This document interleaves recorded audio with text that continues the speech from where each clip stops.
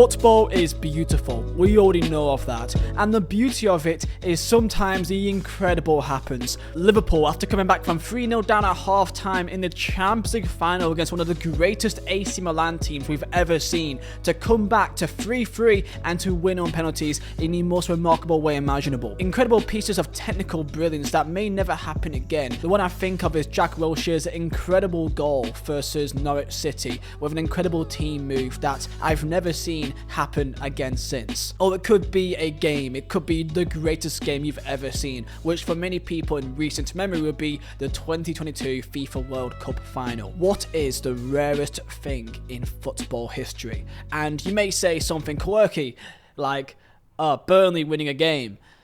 Thanks for that, you're not funny. Comment down below what you guys think, like and subscribe to the channel. Also, do not forget MazzolaDesigns.co.uk, use code RARE for 15% off all items, all made by myself. Link down below.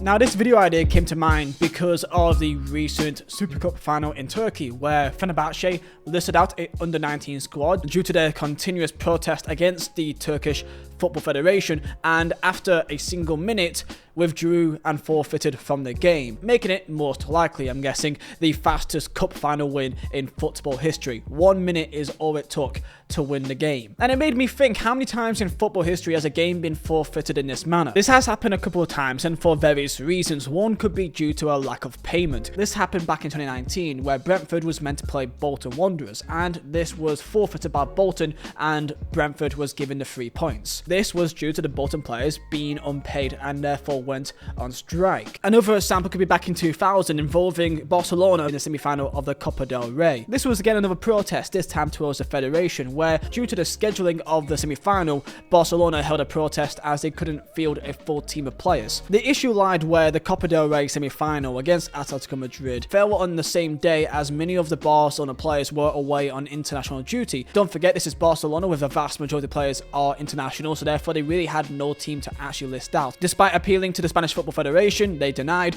and therefore Barcelona protested and refused to play the game. And it can even be for strange reasons, more personal ones, especially in the lower tiers of football. For example, back in 2019, a Romanian 4th tier side, Poana Mare, forfeited a game as it clashed on the date of the wedding of one of their players. Despite attempts of getting the game rescheduled, it was denied, and therefore the players said, well, let's go get drunk instead. So they did. But what about a forfeit for other reasons, such as for not having enough players on the pitch by having too many red cards? Well, you may be aware of a term called the Battle of Bramall Lane. This was a game between Sheffield United and West Bromwich Albion back in 2002 in the First Division. It is the only match in the history of English professional football history where a match has been abandoned for a shortage of players. In the 9th minute, the goalkeeper for Sheffield United was sent off for handling the ball outside the box. West Brom went on to be 2-0 up in the 63rd minute, making Neil Warnock, that was the Sheffield United manager, sub on 2 players, Santos and Patrick Sufol. Both those 2 players were sent off within minutes. Santos had a 2-foot tackle on Johnson,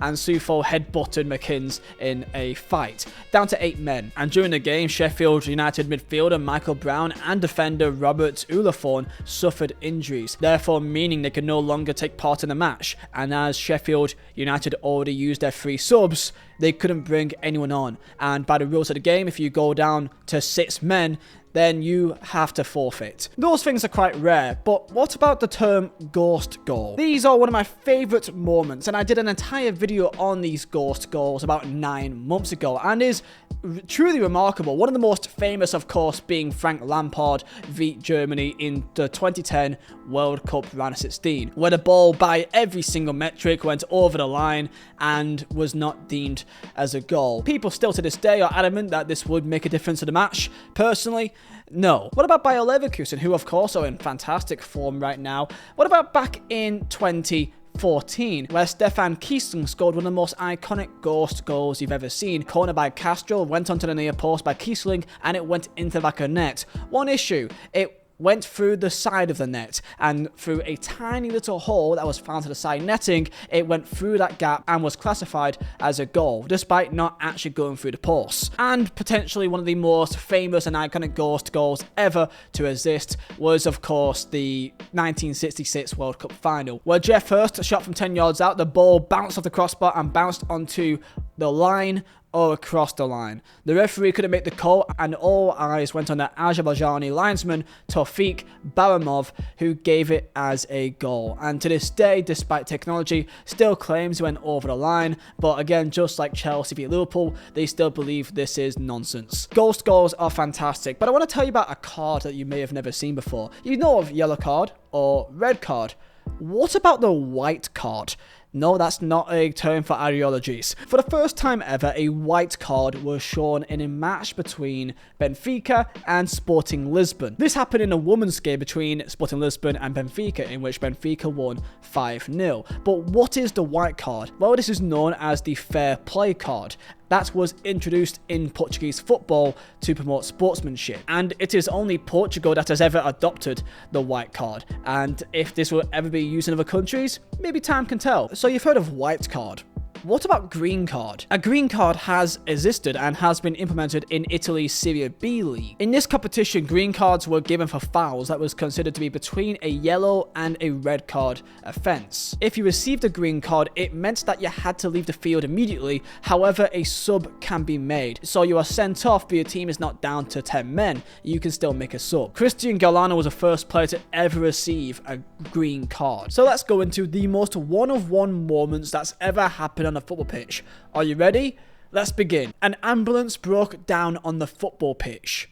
Yes, welcome to Brazil, where in Brazil, in a match between Vasco and Flamengo back in 2018, an ambulance came on the pitch to help a player that was in need. This was a concussion injury between two Vasco da Gama players colliding into each other, and the player was took into an ambulance for medical aid. Unfortunately for the player, the ambulance broke down on the pitch and needed the players to actually go and push the ambulance off the pitch. What about referees? Well, what about a referee that blows the whistle early twice in the same game? In a match between Tunisia and Mali, chaos happened. The referee was a man called Gianni Zekazwe, and on the 85th minute, blew full time with 5 entire minutes remaining. He realised his error and continued the game after protest from the Tunisian coaches. Blowing the whistle for full time is one thing, but doing it 2 times in a row is obscene, where he then went on to end the match on the 89th 47th second mark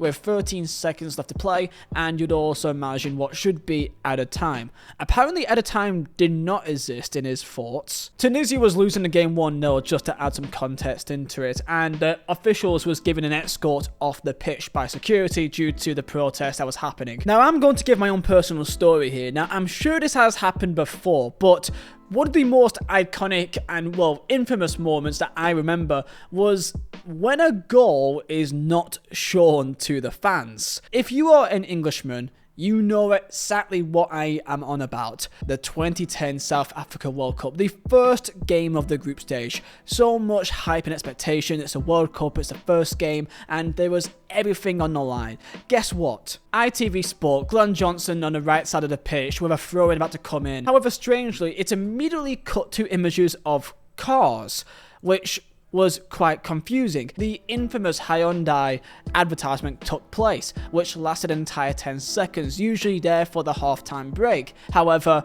it clearly was not half-time, it was 3 minutes into the first game of the FIFA World Cup. This lasted 10 seconds, and then a further 10 seconds of a complete black screen.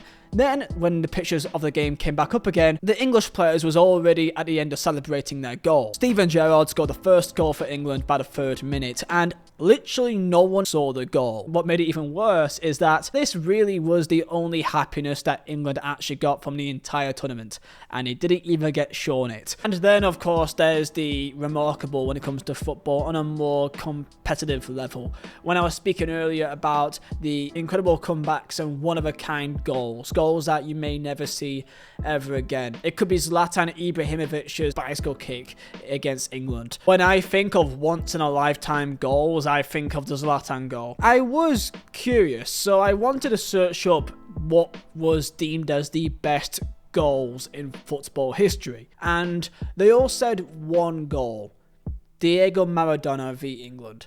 If it was not the hand of God, it was the goal that happened not too long afterwards. Feel free, search online the greatest goals in football history. Yes, you will see Messi v Getafe. Yes, you will see Ronaldo v Juventus. However, Diego Maradona is always seen as at least top 3 in every single ranking I see. If you do want to fire away and give me your top 3, tell me down below. If you guys did enjoy, smash a like button, and I'll see you guys next time for another video. Peace out.